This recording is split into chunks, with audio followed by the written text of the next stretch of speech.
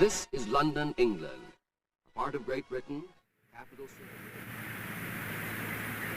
But when, with regard to bhavana, the way of practice, the chitta, most of the time, likes to, he gets a similar reading and writing.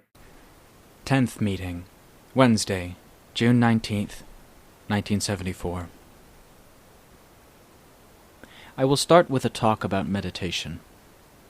Meditation, bhavana, is the process of looking into and learning about the body and examining the mind, citta, in order to read its stories. The citta is writing various stories all the time, but we rarely ever read them. It is the character of the citta to like thinking and imagining in various ways, even though we are often unaware of the good and bad thoughts we have at any particular time. This tendency will show itself when we practice meditation as the citta struggles and moves about a lot so that it cannot remain still and contented. People's minds usually think restlessly like this, which is a habit that is more difficult to break and bring to a halt than anything else. Because the citta is such a subtle thing, it must rely on mindfulness and wisdom to bring it under control by supervising and looking after it. The more we examine what is right and wrong, good and bad, in ourselves, the more we are likely to find that there is no limit to the things which are faulty. Therefore, the principles of Buddhism teach us to contemplate so as to see what is good and what is faulty in us. Sometimes we see things that are unpleasant, and sometimes we see things that are pleasant. Because the teachings of Buddhism teach more about the heart than anything else, they are the best tools for doing this work. The only tools that are really able to match up to the ways of the heart are the principles of Dhamma, but it depends on us whether we will be able to suitably equip ourselves with those tools or not. Making things requires the use of tools. If the craftsman is well skilled, those things will be beautiful and useful. This is equally true for a person's body, speech, and mind. The body is like a growing tree, which may be either softwood or hardwood. The thing that matters is that the craftsman takes it and changes it into something useful, such as a table or chair, depending on what is wanted. When it is finished, it will have become something beautiful and useful, according to the type of wood and the ability of the craftsman. Similarly, when the body, speech, and mind have been altered and corrected in accordance with the principles of Dhamma by putting forward our utmost effort with full commitment, they will become our treasures, having more value than all other things. This is because the value of people depends on their virtue, unlike animals which are valued for their flesh and their hides. Since people consider the value of animals to be in their flesh, their hides, and other parts of their bodies, when animals die, nobody is distressed. But this is not the case with people, for they must have good and seemly behavior to give assurance of their value. Good behavior of body, speech, and mind is the value that elevates human beings and makes them beautiful. The value and beauty of the mind does not alter with time, unlike that of the physical body, which goes the way of nature and changes all the time. If we value virtue as an ornament decorating ourselves, that goodness remains and does not deteriorate even when the body gradually deteriorates. When training in meditation, it is particularly important that you should try to restrain your thoughts and imaginings so that you may gain some calm and peace. Then you will begin to see an increase in the value of your heart.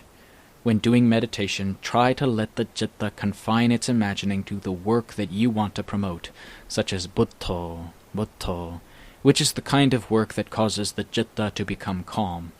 When you try to do this with interest and with mindfulness in control of the citta, you will be able to attain a state of calm without being troubled by emotionally disturbing objects. A heart devoid of disturbing things is happy, calm, and peaceful. Calm and happiness of heart, devoid of all emotionally disturbing things, is the kind of happiness and security that we long for the most. Ekaggata citta is what the Lord Buddha called the citta that is established with only a single point of knowing. Ekaggata citta means to know oneness. It is a happiness of heart that has no equal. Although the Lord Buddha entered Parinibbana more than 2,500 years ago, the whole excellence of his profound Dhamma remains a refuge in which all Buddhists have faith and pay homage to without ceasing. When the end of the Buddha era of this Lord Buddha is reached, there will still be another Buddha who will come anew, attain enlightenment, and teach the world. This will happen again and again, endlessly. When the heart becomes calm and breaks free from emotionally disturbing things, you will immediately know the wonder of the heart, even though you have never known it before. It is a most strange and wonderful experience in the life of someone who has never known calm of heart. When the citta is calm, it is unlikely to produce any thoughts that give rise to emotional disturbances that might trouble you, causing confusion and distraction. The citta simply remains in a state of eka citta, eka dhamma, until it rises up and withdraws from it. After withdrawing, the mind will think and imagine emotionally based thoughts as usual. If the citta can drop down into a state of calm even just once, it will arouse the meditator's enthusiasm in an amazing way, which he will hardly be able to forget even for a day. In fact, it will make him try to practice meditation more and more. Because of that, someone who has already seen good results from practice is likely to put forward strong effort without slacking. Let us respectfully put aside the knowledge that we have learned from the Buddhist texts for the time being, for I would like to explain the way of Dhamma from the viewpoint of practice. By learning about Dhamma, we come to know about Dhamma. The Dhamma has never been a secret thing from the time of the Lord Buddha's enlightenment up to the present time, so the Dhamma that was taught and handed down to us still remains true. It is not in the least deficient. By practicing Dhamma, we come to know the results that the Buddha taught. Buddhist practice still gives the same results that it did in the past, except that people who practice it now are not as capable as those who practiced in ancient times. In that case, the results will not be the same, for if the causes are insufficient, the results will be weak. Results without causes do not exist, so who should we blame? Apart from us, who is obstructing Dhamma and not following the way that the Lord taught? So we should correct our own causes first. At the time of the Buddha, Dhamma was true Dhamma. People learned Dhamma so as to experience Dhamma by practicing it truly. They did not hold back and turn Dhamma into something worldly. I would like to tell you that I myself am not entirely good in all ways. In coming to London to visit you, I have brought with me both good and bad tendencies. If I happen to make any mistakes, I hope that all of you who are listening will forgive me. I will now give you an example of turning Dhamma into something worldly. To begin with, I studied the texts and managed to pass my exams, graduating in the 3rd grade of Dhamma studies. I was very pleased with myself, and that aroused a group of kilesas. Later on, I graduated in the 2nd and then the 1st grade of Dhamma studies. Then I became big and puffed up, increasing the kilesas until a big mass of them arose. I thought I was clever, but inside I was full of nothing but kilesas. Later on I became Maha, and I thought I was even more clever. But in truth, I was only clever at remembering the names of the kilesas, tanha, and asavas. I knew only their names, but I did not understand them, so I could not get rid of any of the kilesas from my heart. I simply thought that I was clever to graduate from this grade to that grade. If we are not circumspect, we don't know when Dhamma turns into something worldly. As soon as I turned my attention to become interested in practice, I aimed to understand the true meaning of Dhamma. As my swollen pride gradually diminished, being a Dhamma scholar of this grade or that grade began to lose its importance, until I felt ashamed of myself and did not want to hear the title Maha at all. This kind of thinking became another type of kilesa, for I was convinced that I was right. Previous to that, I liked to have the title Maha placed in front of my name, but now I wanted Maha to be in the background. The kilesas, then, are the false side of Dhamma, Dhamma that has changed into something mundane. After I had practiced Dhamma more, those kilesas gradually broke up and disappeared from my heart. In telling you this, I don't intend to criticize others. I am simply telling you about myself and how I used to think, to illustrate what I mean by Dhamma turning into something worldly. If you do not understand the true nature of Dhamma, you will never be able to counter the kilesas, which can hide themselves in subtle and strange ways. Samadhi, which previously was only a word for me, then became apparent within my heart. When I studied the texts, I memorized them by constant repetition until I became very skilled at reciting the words of Dhamma, but I came to know the truth of these things only when I practiced meditation as hard as I could.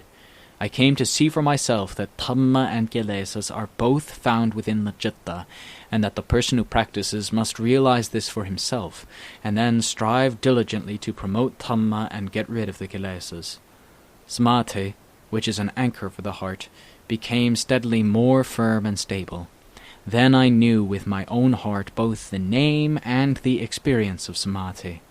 When I examined the elements, dhatu and khanthas, I saw that the body, Rupakaya, is entirely made up of the 4 elements, which are all within the scope of the Lakhana, Anicca, Dukkha, and Anatta. Concerning Panya, wisdom, having already learned its name, I then saw the heart putting it into practice, using wisdom to investigate as hard as it was able to, continuously, without letting up. Mindfulness and wisdom are aspects of Dhamma that we must know for ourselves. Then there are no doubts left about the nature of Magga, which is the combination of mindfulness and wisdom that steadily makes the Kilesas break away and leave the heart. In the end, we see clearly within our hearts that Dukkha, Samudaya, Nirodha, and Magga have been noble truths right from the beginning. When mindfulness and wisdom understand the truth rightly until it is accepted by the heart, all doubts come to an end. Those who have no doubt can live peacefully without being disturbed by anything ever again. This is the end of the story. Then Dhamma is Dhamma and the world is the world. Each of them is true in its own sphere, each existing independently by itself, so disturbances between the citta and external things no longer take place. The phrase Te Sangvopasamo Sukho does not refer only to the sukha of the Arahant after he has died and his sankharas have ceased. The quelling of those sankharas that are the basis of samudaya, the origin of dukkha, which cause the kilesas to arise, is also sukha, even though he has not yet passed away. Today I have explained the nature of the true Dhamma, as opposed to the Dhamma that changes into the way of the world. If we practice like the Buddha's Arahant disciples did, then we will get the same results as those who practiced at the time of the Buddha. But it is a shame that, though Dhamma is the truth, we usually prefer to just play around with it. Because of that, we often hear the annoying argument that Magga, Phala, and Nibbana can no longer be attained in this modern age, or, no matter how diligently or how well we practice, there is no hope of attaining enlightenment now. It sounds as if some omniscient being has monopolized Magga, Phala, and Nibbana just for himself, even though he is so full of kilesas that nobody would dare to compete with him. In that case, Buddhism would be just a name. Those who believe in the true nature of Dhamma that Buddhism teaches would thus be robbed by the kilesas until there is almost nothing worthwhile left in their hearts at all. If people continue to oppose the truth of Dhamma in this way, in the future, I am afraid Buddhism will be a religion of textbooks, and all that will remain are the words.